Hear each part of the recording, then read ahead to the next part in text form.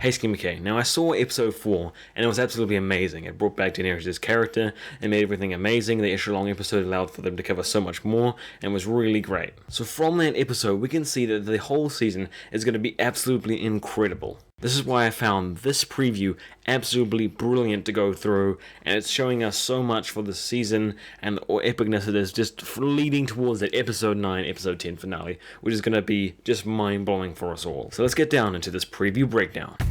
Sansa. Did you know about Ramsay?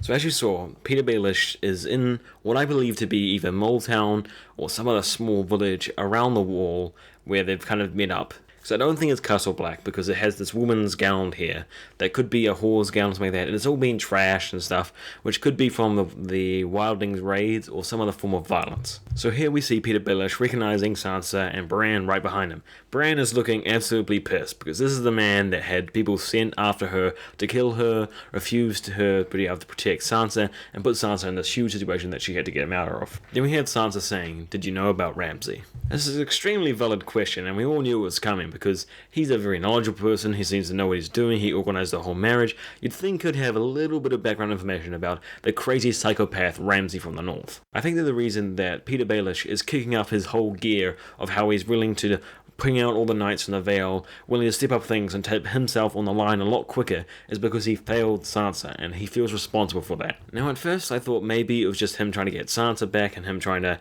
bring her out and use her as a chip to gain the North, but I really think that's the wrong line of thought. Now Petyr Baelish's biggest mistake in his entire life was letting Catelyn Stark die, and that was never part of his grand plan. Now on this channel I've talked quite a lot about how Petyr Baelish views Sansa as this reincarnation of Catelyn Stark, her mother. After he failed her by miscalculating and she died, he feels super responsible to protect and take care of Sansa.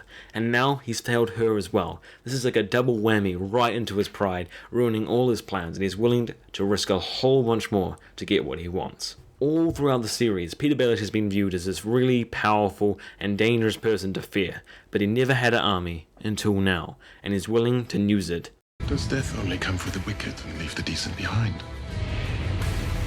Okay, so we get this next scene with Arya and Jaqen, and Jaqen saying, "Does death only come for the wicked and leave the decent behind?" Then Jaqen presents Arya with a file that looks a lot like poison. I feel like this episode, Arya is going to be going on her first mission to kill someone, and this time it won't be a cheat, it won't be someone who deserves death, someone she would feel nice about killing. It's not going to be some brute, it's not going to be a fighter, it's going to be someone kindly, someone nice, someone we can relate to and be empathetic with, but she has to kill it anyway, and that's why he said that speech he just did.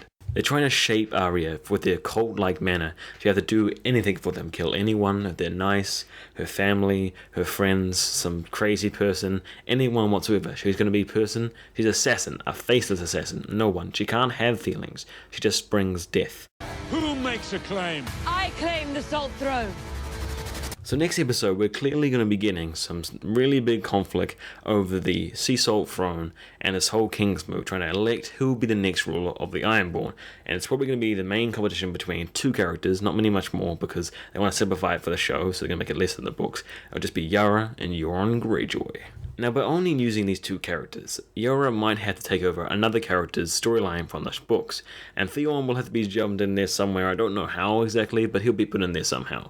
And that's going to make this really interesting dynamic that book readers and show people will not really understand alike, and it's going to be really interesting to see how everything works. That's probably how we got Yara in this scene kissing a whore from Atlantis, because she's probably going to take over Victorian's storyline from the books and go to Dany. Throughout all the seasons we've previously got, we've had so many character misses. We've had Arya almost arriving to the phrase and then all the family getting killed. We've had Jon Snow and Bran barely missing each other, multiple times that is. And finally this season, the characters are finally meeting up. We have Sansa and Jon Snow, and now I think they're going to be bringing a whole bunch more major characters we knew about for ages and seeing how they interact together, and it's going to be so awesome to see. Knowledge has made you powerful, but there's still so much you don't know. Okay, so I've been looking forward to this new Red Priestess for a very long time.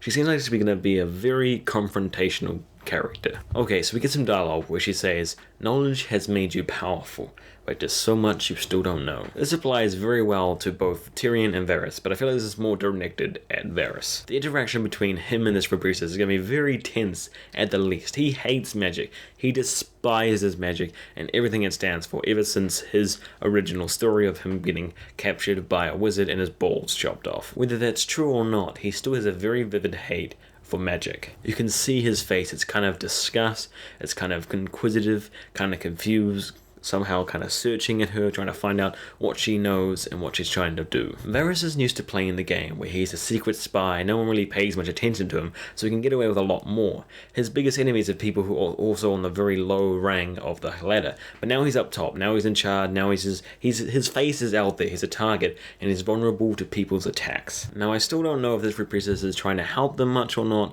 or is going to be more of an enemy. I really don't know. We're going to have to watch into this a bit further to be able to find out. But from the anti-Daenerys rhetoric from the Red Priestess we saw when they were walking around, maybe not that great. Bran, wake up! Wow, Bran's having one hell of a trip. Clearly this vision was not Bran's intention because Bloodraven's not around to be guiding him through. He was probably drawn out by some magical psych powers. We don't really understand how it works, but the whole way that the army's there and the White Walkers are there, it's clearly an intimidation factor. A really good one, but one nonetheless. Now I don't know if Bran is in the same dream that we saw just before when Mira's trying to shake him, but he's definitely been in there too long and he's not coming out. Probably Bloodraven warned and tried to ask her to be able to do it. I don't really know. Or because the White Walkers have made it to the tree and they're busting in like we saw from those pictures and video that we got from that behind the scenes. So I'm pretty sure that he made it out fine. And that's where we get this, picture of him on the donkey, and we get Mira, going out into the woods, looking around, trying to escape, probably trying to get back to the wall or something like that. And then we have this character probably showing up and saving the day. I don't know if they'll be all next episode or just a little bit further on, but it should be really interesting to see. Regardless, it's going to be an absolutely amazing episode, and we're not going to see a lot of the characters we probably saw in the previous episode. We're going to catch up on the ones that we didn't see last episode. Thanks for watching this video. You guys have been amazing. If you want to see weekly videos of this breakdown, the preview, then make sure you subscribe to the channel so you can get notifications when I put them out, because I'm going to be putting them out every single week as soon as I can, right after the Game of Thrones, so you guys can see what's going to be happening for the season, for the next episode. We get hyped and we can just start looking at this awesomeness, because it's Game of Thrones season and everything's amazing. Remember, weekly videos, subscribe. It's right there, just click the subscribe button. Look, now it's turning around in circles. Now it's arrows, now it's flashing arrows. Like, if I don't end this in, it's gonna look really weird.